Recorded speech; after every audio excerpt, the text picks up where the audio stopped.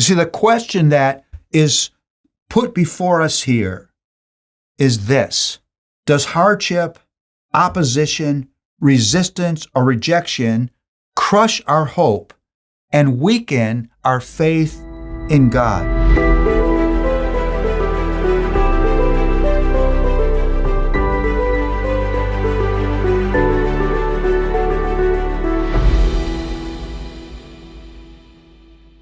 Well, my title for this study from Exodus 5, 1 through 9 is We're at War. Afterward, Moses and Aaron went and said to Pharaoh, "Thus says the Lord, the God of Israel, let my people go, that they may hold a feast to me in the wilderness." But Pharaoh said, "Who is the Lord, that I should obey his voice and let Israel go? I do not know the Lord, and moreover, I will not let Israel go." Then they said, "The God of the Hebrews has met with us. Please let us go a 3 days' journey into the wilderness, that we may sacrifice to the Lord our God, lest he fall upon us with pestilence or with the sword."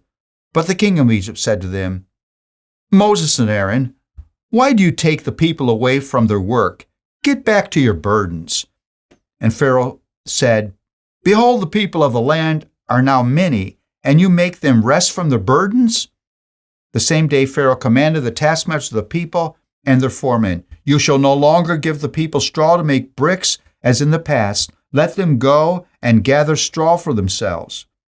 But the number of the bricks that they made in the past you shall impose upon them. You shall by no means reduce it, for they are idle." Therefore they cry, "Let us go and offer sacrifice to our God. Let heavier work be laid on the men, that they may labor at it and pay no regard to lying words." What I've just read, is a reminder for us that between the fall of Adam and Eve and the final kingdom of peace and righteousness, we live in an inescapable, everyday spiritual war.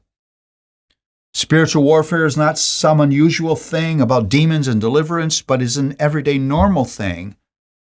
Because of this, it should not be surprising that Pharaoh would resist the will and the plan of God for his people. The Israelites, slaves, were Egypt's economic engine. So the thought of letting them go was preposterous to Pharaoh.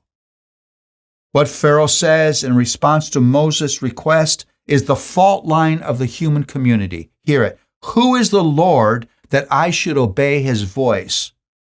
Everyone's life is shaped by this question. You recognize God's existence and authority, and you submit your life to his will, or you mock or ignore his existence, and you live by the authority of your own will. But Pharaoh's response, it's important to notice, is not just dismissive of God's authority, it is vengeful as well. He commands that the brick-making task be made harder for the Israelite slaves. If you had been a slave in Israel, what would you be thinking as the work got terribly harder? What would you be thinking about Moses and Aaron? What would you be thinking about the Lord, his presence, his power, his promises?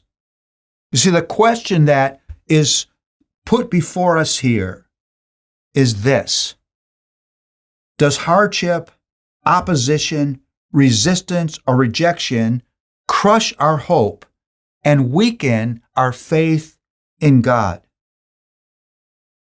The reality is that in this moment of resistance, God is up to something very good here.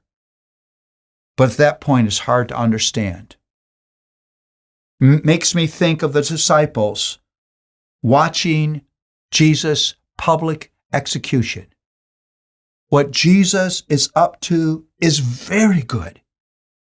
But at that moment, it's so hard for them to understand. How could it be that the Messiah would die? Does hardship, opposition, resistance, or rejection crush your hope and weaken your faith in God.